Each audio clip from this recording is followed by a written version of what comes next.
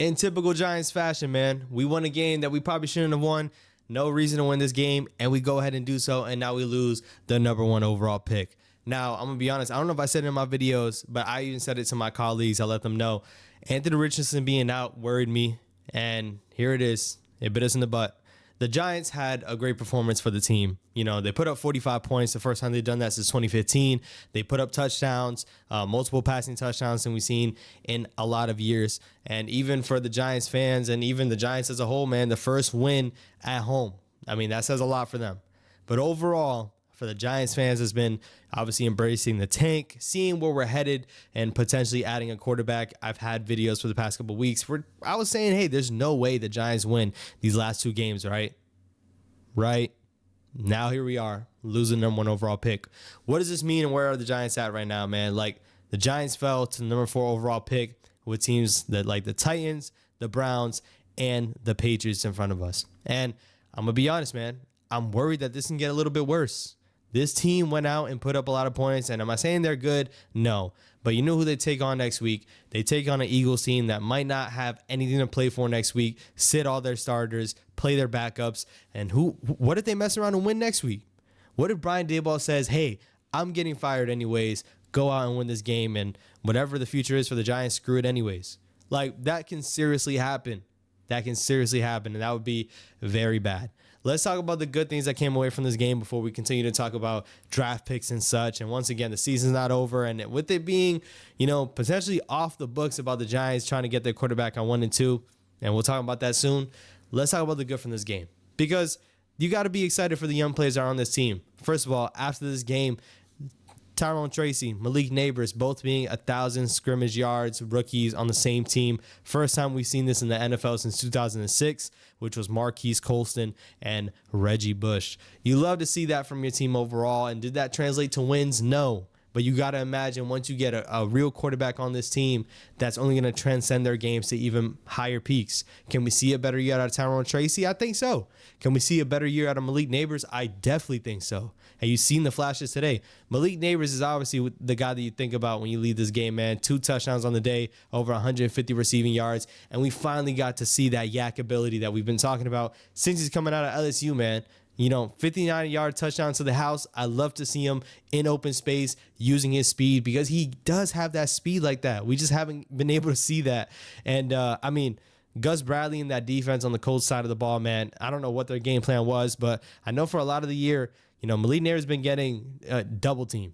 I don't know if that was really the case today, and they didn't want to tackle that man today. His first touchdown happened to be on a 3rd and 14 on a screen pass that he took to the crib. You love to see that out of Malik Neighbors. Once again, breaking tackles in the open space, and you see the speed. And that second touchdown is where you really see it.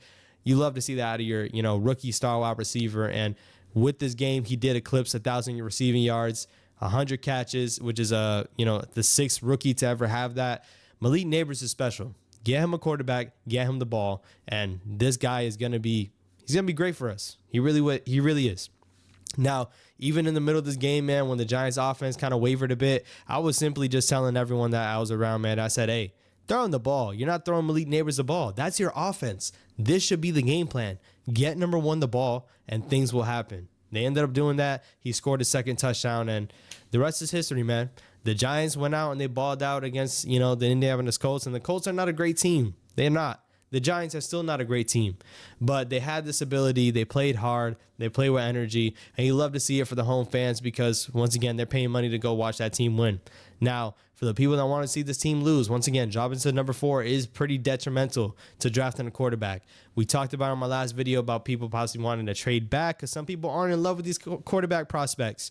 The problem is Joe Shane in love with these quarterback prospects? Is this front office in love with these quarterbacks? Because you know what's going to happen next. We're going to have to probably trade up with a team like the New England Patriots at #1, give up draft capital, and try to get that guy on this New York Giants team. And for the future of this team, that might not be the best move. It might not. Sitting at 1 and drafting a quarterback versus trading up to #1 is 2 different scenarios. And obviously, trading up draft capital is one situation in itself, but let alone trading up for a guy that might not be the guy for you.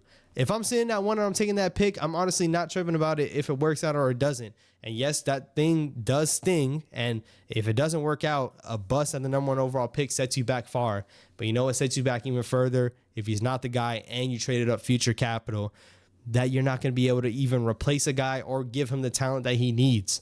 That sucks. So for the people that are, attacking fans that wanted this team to lose, it's because the truth is, are we one game closer to the playoffs? No.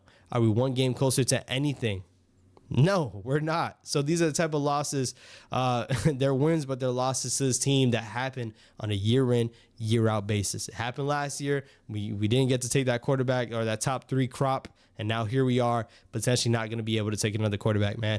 It sucks to see. It sucks to see overall, man. I want you guys to let me know down in the comments, man. How do you feel about this win overall? Where are you at with this whole draft process? Once again, for the team morale and for the young stars that we've seen take over today, you love to see it. I love to see it. I'd be lying to say I wasn't happy seeing Malik Neighbors score 2 touchdowns. But Drew Lock scoring 4 touchdowns through the air, it's crazy. Who would have expected it? But here it is, man. The Giants doing their thing. I have a video talking about more of this stuff in depth tomorrow, especially with this Sunday night game going on, man. I appreciate all the love and support. Hey, New York Giants, number 4 overall. You're going to see a cornerback being taken soon. I'll catch you guys on the next one. Peace.